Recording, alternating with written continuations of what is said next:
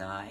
Good morning. It is Sunday morning and it is the 7th of May 2021. I'm reading out of Winged Pharaoh. It's a Joan Grant farm memory book. It's her first one. She was born 1907 and she lived till 1989. And this is a story of ancient Egypt. It plays in the time before the flood. She was quite a prolific writer. I read her seventh book, so Moses was born first. And then I felt drawn to read this one because it's just a lovely book. So it plays, as I said, in the old Egypt. She is Sekita or Sikatara, the daughter of Pharaoh. She has a brother. It's called Nea. He's 3 years older than her. And she is young here, very young. We are at chapter 9. The body. I was looking for Nea one day, and I found him with my father in the room where the great rolls of papyrus are kept, on which the scribes record those things that are the fruits of wisdom.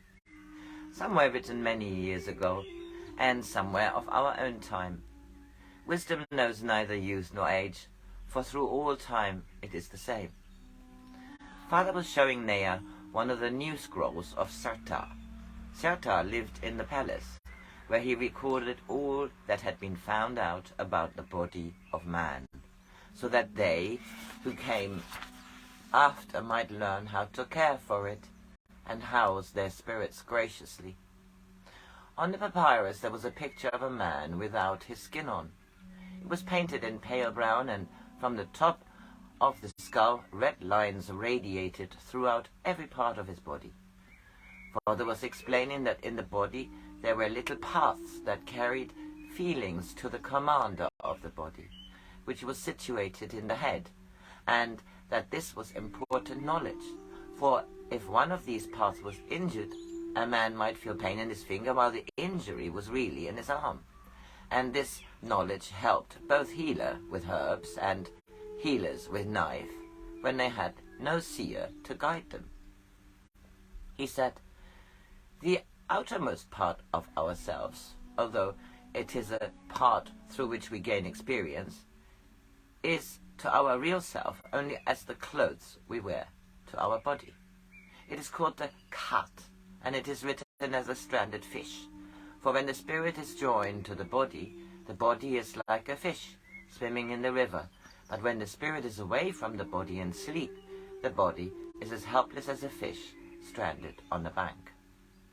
And I asked, when there are so many seers, why do you have to make pictures of the insides of people? Although in the royal city there is no lack of seers, there are always very few men who can go through the great ordeals necessary to attain this power. And even at the present time there are so many people in Kham who might be hurt or ill where there is no seer. There are many countries where there are no seers or healers to succor the injured and the sick, where the priests are without power and the temples are not training places. For such people, although it would not be as good as if they had seers, accurate knowledge of the working of bodies is of great value. I was still looking at the pictures, and I saw that in the top of the head, where the red line sprang from, there was a tiny man, delicately drawn. I pointed to it and said, have we really got a little copy of ourselves inside our heads, or is that just a way of writing? And Father said, yes, all human beings and animals have it. It is through this that the commands of the spirit are translated to the body. It cannot be seen except by a seer. If Tarkifa looked with the eyes of his spirit at this part of a man who was about to raise his arm, then, a flash of time before the earth arm was raised, he would see it being done by the arm of what is called the Ka'ibis. Do you remember the soldier from the garrison of Nakish who was brought here to the temple? His captain sent him down in one of the empty grain boats. He had seen his wife seized and killed by a crocodile. The shock was so terrible that he became dumb, and he was sent here to see if we could cure him. Now, this is what happened to him.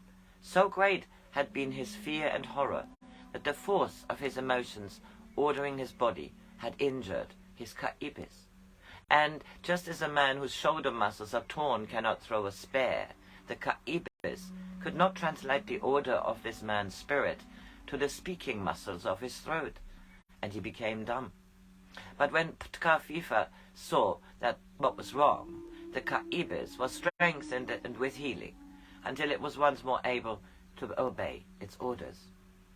The ibis is written as a man walking, an action which is an example of a man obeying his spirit through the channel of the ibis. And sometimes it is written just as two legs, which means, as the scribe has taught you, to go or to travel. When the people of Atlanta first came to Kham, they found the ibis, and they said that its black and white feathers symbolized the light of wisdom piercing the darkness of ignorance. And the cry of the ibis is ah, and they said, here is a bird which speaks nothing but wisdom, and he that speaks nothing but wisdom speaks nothing but truth. Now, in the old land, the great Tahuti, the god of wisdom, the weigher of hearts, was always symbolized as the balanced scales. The same scales that you can see in the palaces of justice in Kham today. Later, the people called him Thoth, and they made statues with him with the head of an ibis, and he became known as the keeper of the great records. For they said, as the ibis speaks only truth, which is wisdom, so does Thoth record only those things that are permanent, which are wisdom and truth. And so he has come to be known as the god of scribes. Today there are many people who have forgotten that Tahuti and Thoth are one god. And just as the scribe puts his thought into writing signs, so does this little man in the head turn thoughts into action. And because it belongs to a part of us that, though it dies with the body, cannot be seen with earth eyes, as does the car, we call it the ibis.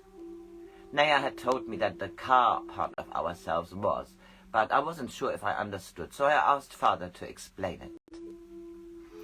In the body there are many parts which make use of the things of earth by which we live. Our lungs purify us with the air we breathe. Our bowels and stomach and many other organs transform our blood and drink into fresh blood, which our heart pumps through us. But we have a greater need, which none of these can give us, and that need is life. That life which is everywhere, and which you have heard me call the life of Ptah. It is too fine to contact the cart, and so we have a finer replica of ourselves, which is a network, like thousands of invisible veins, and through these channels flows this life of Ptah, without which we would die.